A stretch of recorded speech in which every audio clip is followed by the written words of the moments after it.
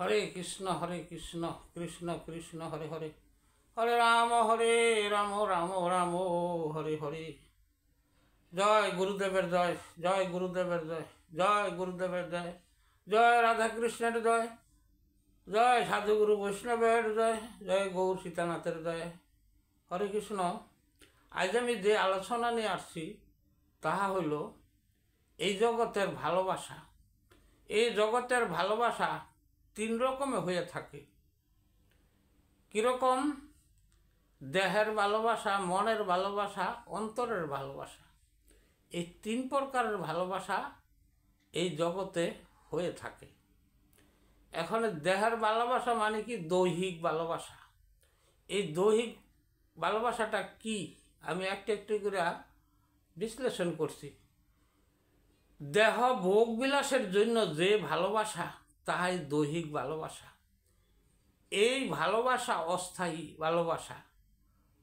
যখন স্বার্থ উদ্ধার হয় এর পর প্রয়োজন থাকে না।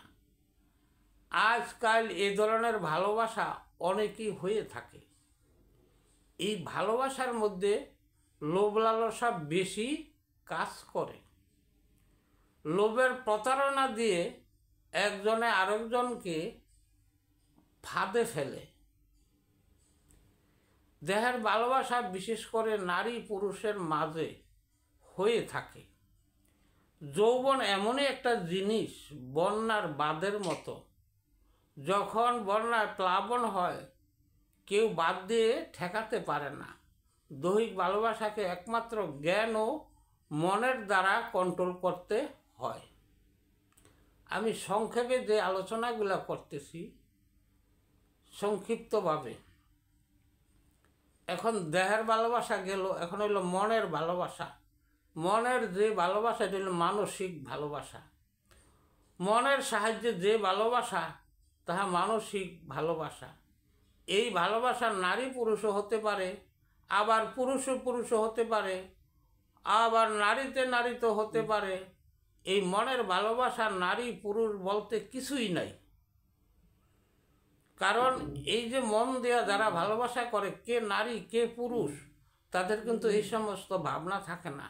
তাদের মনের গতির ভালোবাসা। এক মন আর এক মনের সাথে এই শ্রদ্ধাঞ্জলি ভাব থাকে। যেমন নারী পুরুষ উভয়ে যদি মনের ভালোবাসা হয়, তাকে নিয়ে চিরদিন বসবাস করতে চায়, অর্থাৎ জীবন মরণ তার সঙ্গী হয়ে থাকার বাসনা হয়ে থাকে। এ হলো নারী পুরুষের। আবার পুরুষে পুরুষে ভালোবাসা। যেমন এক বন্ধু আর এক বন্ধুকে ভালোবাসে। এই বন্ধুর সাথে মনের ভাষা বিনিময় করতে পারে। কিছুদিন বন্ধুর দেখা না হলে মনের মাঝে ব্যাকুলতার সৃষ্টি হয়। হায় হায়, আমার বন্ধুকে অনেকদিন ধরে দেখি না, তাকে দেখার জন্য তার মনে আকুলতার সৃষ্টি হয়। এখন এই হলো কি? এই মনের ভালোবাসা। আবার পুরুষে পুরুষে যেমন এক ভাই আরেক ভাইকে ভালোবাসে মনের দ্বারা, একে অপরের প্রতি খুব বিশ্বাসী। এক মায়ের পেটের যদি 4-5 জন ভাই থাকে, সবার সাথে সবার এই ভালোবাসা থাকে না। কারণ যে ভাইকে যে ভাই ভালোবাসে তার প্রতি তার সর্বদা তার মনের গতি তার দিকেই থাকে। তার এক ভাইয়ের আরেক ভাইয়ের ভালো মন্দ তারা কিন্তু উভয়ে এই মন বিনিময় করে থাকে। এখন বলি যে নারীতে নারীতে ভালোবাসা কেমনে হয়। যেমন বান্ধবী আরেক বান্ধবীর সাথে যে ভালোবাসা তাহা মানসিক ভালোবাসা। একজনের মনের সাথে আরেকজনের মনের বন্ধন, তাই এই ভালোবাসা মানসিক ভালোবাসা। এই মন, আমরা সবাই সবাইকেই এই ভালোবাসি। এটা মনের সাহায্যে আমরা অনেক ভালোবাসা দেখতে পাই। যদি যার প্রতি যার মন আকৃষ্ট, যার প্রতি যার মনের প্রেম বন্ধন, তারা কিন্তু ওই তার সাথেই তার সেই মানসিক ভালোবাসা হয়ে থাকে। এখন 3 নম্বরে আসছি, এই অন্তরের ভালোবাসা, অন্তর বা আত্মার ভালোবাসা এটাকে বলা হয়। অন্তর বা আত্মার ভালোবাসা স্থায়ী ভালোবাসা। এই ভালোবাসা একবারে স্থায়ী। কেমন?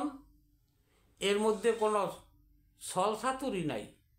যেমন মা সন্তানকে ভালোবাসে, মায়ের যতই দুঃখ কষ্ট হোক না কেন, সন্তানের কোনো দুঃখ হলে মায়ের অন্তরে আঘাত লাগে।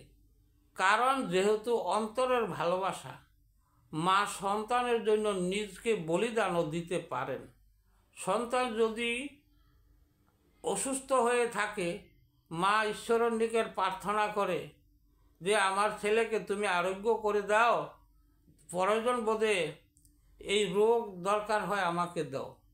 মা কীরকম বলিদান দিতে পারে, যে কারণটা কি? এই মায়ের গর্ভে সন্তান ছিল, এর সাথে যে তার রক্তের কানেকশন, অথবা এই মা যা খাইতো রক্ত, মা যা আহার বিহার করত, তা কিন্তু এই সন্তান তাই আহার বিহার করতে, নাভির সাহায্যে।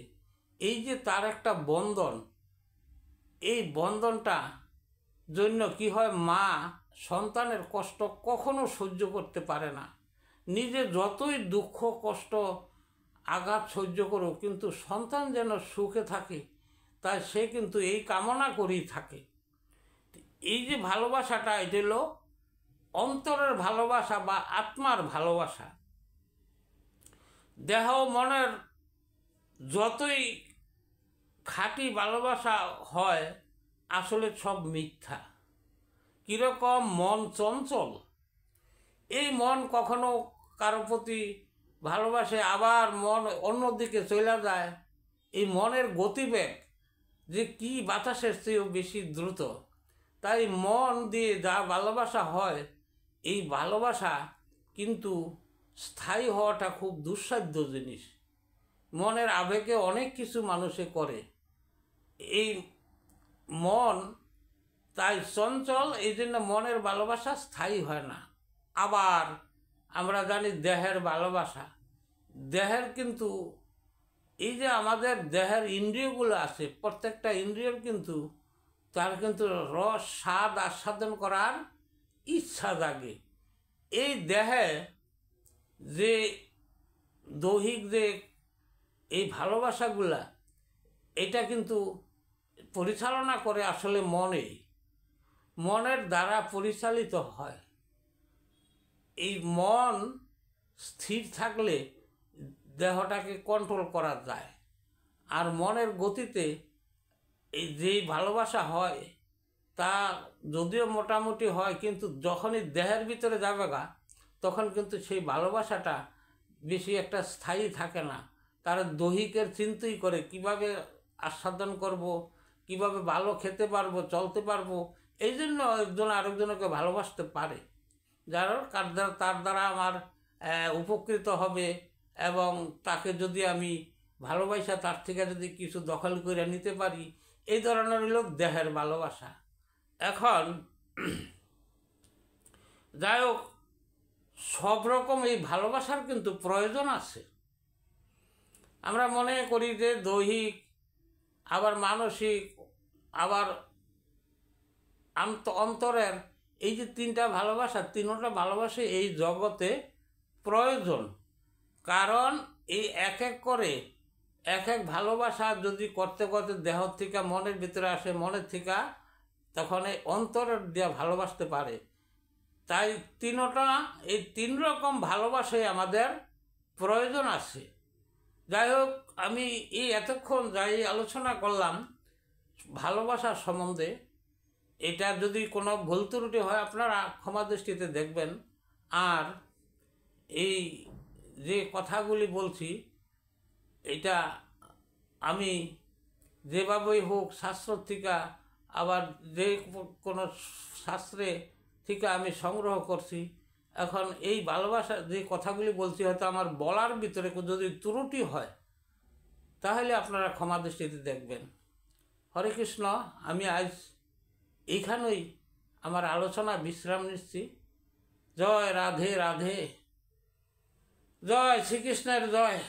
জয় শ্রীকৃষ্ণের জয়। হরে কৃষ্ণ।